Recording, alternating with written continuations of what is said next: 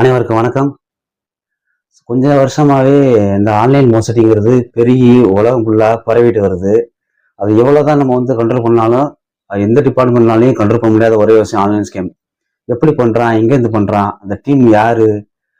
எந்த மாதிரி டீம் இதுக்காக வேலை செய்யறான்? அது படிக்கிறானா இல்லையா? அப்படின்னு சொல்லி யோசிச்சு பல விதமான ஸ்கேமு எதிர்பார்க்காத அளவுக்கு ஒரு வித்தியாசமான ஒரு ஸ்கேம் உருவாக்குறது தான் இந்த ஆன்லைன் மோசடி. இந்த ஆன்லைன் மோசடி இடையில இப்போ தீபாவளி முடிஞ்சது. நம்ம இன்ஸ்டாகிராம்ல பார்த்துருப்போம் ஆல்ரெடி. இந்த இன்ஃப்ளூன்சரை வச்சு பெரிய மோசடி நடந்தது. பட்டாசு வீட்டுக்கே வந்துடும் அப்படின்னு சொல்லி பணத்தை வாங்கிட்டு கடைசியில் பட்டாசு வீட்டுக்கு வர்றதில்ல அப்படின்னு சொல்லி பெரிய புகாராக எழுந்தது. அதுக்கப்புறம் நேற்று ஒரு பெங்களூர் சேர்ந்த ஒரு பொண்ணு ஒரு விழிப்புணர்வான ஒரு வீடியோ வெளியிட்டிருக்காங்க ஆன்லைன் ஸ்கேமை பற்றி. அவங்க அனுபவிச்சதை, நேற்று நடந்ததை ஒரு வீடியோவை எடுத்து ஒரு பதிவிட்டிருக்காங்க.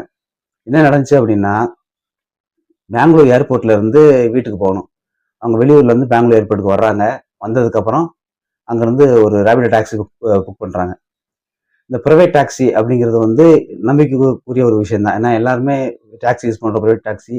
ரெண்டாவது ரேட்டு கொஞ்சம் கம்மி மற்றதை விட. அப்படிங்கும்போது நம்ம புக் பண்ணி ஈஸியாக போயிடுவோம். இத்தனை வருஷம் இல்லாமல் இன்னைக்கு திடீர்னு பார்த்து நேற்று ஒரு சம்பவம் ஆயிருக்கு. ப்ரைவேட் டாக்ஸிலையும் அதில் எப்படி ஸ்கேன் பண்ணலாம் அப்படின்னு சொல்லி அதில் ப்ரைவேட் டாக்ஸியில் ஒர்க் பண்ணுற ஓட்டுநர் தனியாக ஒரு யோசித்து ஒரு அற்புதமான ஒரு திருட்டு வேலையை பார்த்துருக்காங்க. அந்த பெண் டாக்ஸி ரேபிடோ டாக்ஸி புக் பண்ணி உட்காந்துடுறாங்க. அவங்க ட்ராவல் ஸ்மூத்தாக போயிட்டுருக்கு. வீட்டில் போய் இறங்குறாங்க. அவங்களுக்கு ஷோ பண்ண, அதாவது காமிச்ச டாக்ஸியோட ரேட் 332 ரூபா அவங்களுக்கு காமிச்சிருக்கு. எங்கே? பெங்களூர் ஏர்போர்ட்லேருந்து வீடு வரைக்கும். அந்த ஓடிபி சொன்னதுக்கப்புறம் உட்காந்து நம்ம போல போயிடலாம். அவங்க உடனே வீட்டில் இருக்கும்போது பணம் கொடுத்துருக்காங்க 332 ரூபா. இல்லை 650 ரூபா கொடுங்க அப்படின்னு சொல்லி டாக்ஸி டிரைவர் அந்த பொண்ணுகிட்ட கேட்டிருக்காங்க.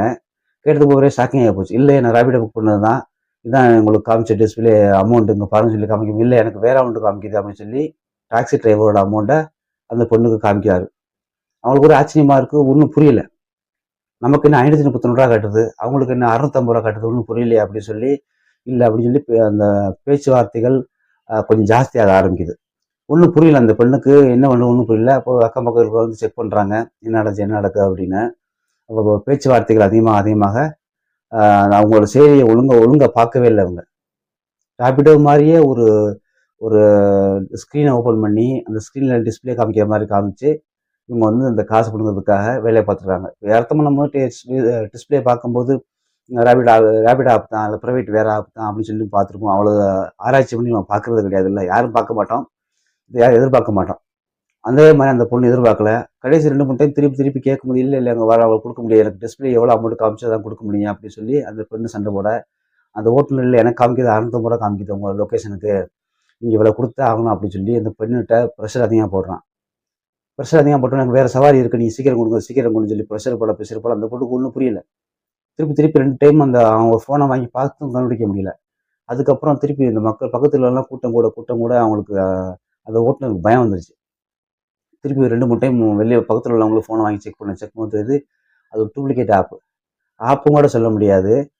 அது ஒரு ஸ்க்ரீன் கூட சொல்லலாங்க. ஒரு ஸ்க்ரீன்ஷாட் மாதிரி தான் ஒரு ஒரு டிஸ்பிளே வச்சுருக்காரு. அதே மாதிரி டிசைன் பண்ணி, ரேபிடோ மாதிரியே ஒரு டிசைன் பண்ணி அந்த அமௌண்ட்டை ஃபிக்ஸ் பண்ணி, இப்போ ரேபிடோவில் இவங்க டாக்ஸி ஓட்டுறாங்க.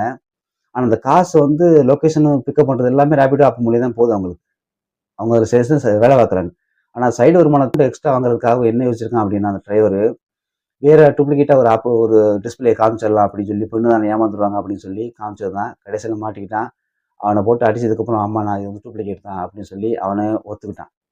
இடையில டெல்லியில் இதே மாதிரி ஒரு ஸ்கேம் நடக்கும். ஊப்பர் இருக்கும், ஓலா இருக்கும், இந்த மாதிரி பெரிய பெரிய கம்பெனிஸ்லாம் தனித்தனியாக பூத்து போட்டு வச்சிருப்பாங்க டெல்லி ஏர்போர்ட்டில் இறங்கினதுக்கப்புறம் அதையே ப்ரைவேட் கம்பெனியோட சேம் ஓலா, ஊப்பர் இந்த மாதிரி பெரிய பெரிய கம்பெனிஸ் டாக்ஸி உள்ள அலோடு கிடையாது. அதாவது ஏர்போர்ட்லேருந்து வெளியில் மட்டும்தான் அலோடு, உள்ள அலோடு கிடையாது. ஆனால் உள்ளேயும் அந்த ரேபிடோ, ஊப்பர், ஓலா அந்த மாதிரி ஆப்பும் உள்ளே இருக்குது, ஏர்போர்ட்டுக்குள்ளே இருக்குது. காம்பவுண்ட் அந்த ஏர்போர்ட்டு செக்ஷனுக்குள்ளே இருக்குது. எக்ஸிட்டாக வெளியே வரும்போது உள்ளே இருக்கும். நான் புக் பண்ணாலும், நம்ம இப்போ தனியாக புக் பண்ணோம் அப்படின்னா அந்த டாக்ஸி ஆளுங்க உள்ளே வர முடியாது. இவங்களாம் ஒரு பூத்து வச்சுருப்பாங்க. இங்கே ஒரு பூத்து, ஓலா ஒரு பூத்து, ரேபிடோ ஒரு பூத்து, ஊப்பர் ஒரு பூத், அது மாதிரி இந்த பூத்து மாதிரியே ஒரு செக்ஷன் வச்சுருப்பாங்க. அங்கே போய் நான் அப்ளை பண்ணி டாக்ஸி புக் பண்ணிக்கலாம். இதில் என்ன வித்தியாசம் அப்படின்னா, நான் அங்கே போய் உள்ளே போய் டாக்ஸி புக் பண்ணோம் அப்படின்னா ரேட்டு ஜாஸ்தி, 200 ரூபா, 300 ரூபா, 100 ரூபா ஜாஸ்தியாக காட்டும். நம்மளா ஒரு ப்ரைவேட் கம்பெனியில் ஒரு ஓலாவில் ஊப்பரில் புக் பண்ணோம் அப்படின்னா ரேட்டு கம்மி. ஆனால் அந்த ரேட்டு கம்மியாக இருந்தால் அந்த டாக்ஸி உள்ளே வர முடியாது. அதே கம்பெனி தான் உள்ளே இருக்கும். அந்த கம்பெனி உள்ள இருக்க கம்பெனி வந்து இவங்களா கொடுக்குற ரேட்டா இல்லை கம்பெனிக்காரன் கொடுக்குற ரேட்டான்னு தெரியல. ஆனால் நம்ம புக் பண்ணுறதுக்கும் அவங்ககிட்ட போய் புக் பண்ணுறதுக்கும் வித்தியாசம் இருக்குது. 200 100 ரேட் அதிகமாக காமிக்கும் அவங்ககிட்ட. நம்ம வெளியில் புக் பண்ணோம் அப்படின்னா 100 200 கம்மியாக காமிக்கும். ஆனால் அந்த டாக்ஸி உள்ளே வர முடியாது. நம்ம இங்கேருந்து ஒரு 800 மீட்ரு, ஒரு 600 மீட்ரு, 700 மீட்ரு, 500 மீட்ரு அங்கேருந்து நடந்து வெளியில் போகணும், அவுட்டருக்கு போகணும். ஏர்போர்ட்லேருந்து மெயின் ரோடுக்கு அவுட்டருக்கு நடந்து போனால் மட்டும்தான் கிடைக்கும். இதில் எப்படி இருப்பாருங்க, ஒரே கம்பெனி தான். இதில் எவ்வளோ ஸ்கேம், ஒரு சூப்பரான ஒரு ஐடியாவை ஸ்கேம் பண்ணுறாங்க. வெளியிலேருந்து வர ஓலா ஊப்பர் பெரிய பெரிய கம்பெனிஸ் உள்ளே அலௌடு இல்லை. அதே கம்பெனி உள்ளே இருக்குது. ஆனால் ரேட் வித்தியாசம் இருக்குது. வெளியில் உள்ள ஆளுங்க உள்ளே வரக்கூடாது, உள்ளே வந்து நம்ம வியாபாரம் பாதிக்கும் அப்படிங்கிறதுக்காக இவங்களா ஒரு ரேட்டை ஃபிக்ஸ் பண்ணி கம்பல்சரியாக கொடுத்தான் ஆகணும், இங்கேருந்து போய் தான் ஆகணும் அப்படிங்கிற கட்டாயம் எல்லாத்துக்குமே இருக்கும். நான் ட்ரெயின் புக் பண்ணி வச்சிருப்போம், அங்கேருந்து அங்கிட்டு போகணும், வெளியே எங்கேயா போகணும் அப்படின்னா இன்டர்நேஷனல் ஏர்போர்ட் 24 பிஸியாக இருக்க ஏர்போர்ட், டெல்லி ஏர்போர்ட்டு. ஆனால் அதில் எப்படி யோசிச்சு எந்த மாதிரி திருடுறதுக்கான ஐடியா பண்ணியிருக்கான் பாருங்க. அவன் சொல்கிறத ரேட்டு அவன் நம்ம ஆன்லைனில் காமிச்சா பண்ண, இல்லை நான் சொல்கிற ரேட்டு வேணா வாங்க, இல்லை போங்க அப்படிங்கிற மாதிரி. ஏன்னா அவங்களுக்கு தெரியும் நடந்து போக முடியாதுன்னு தெரியும், வழி தெரியாதவங்களும் இருப்பாங்க, லாங்குவேஜ் தெரியாதவங்களும் இருப்பாங்க. இப்போ கொடுத்தா போகிறோங்கிற கட்டாயத்தில் அங்கே எல்லாருமே ஒரு லாக் ஆயிடுவோம். ஏன்னா நம்ம வெளியில் போய் அலைஞ்சு அந்த டாக்ஸி நம்ம புக் பண்ணி அந்த நம்பரை வாங்கி அவங்க எங்கே இருக்காங்க கண்டுபிடிச்சி லொக்கேஷன் கண்டுபிடிச்சி போகிறது கஷ்டம். சரி 100 தானே, எவ்வளோ செல் ஆகாது, 100 தானே, 200 தானே அப்படின்னு சொல்லிட்டு நம்ம வந்து ஈஸியாக கடந்து போயிட்டு கொடுத்துறோம்.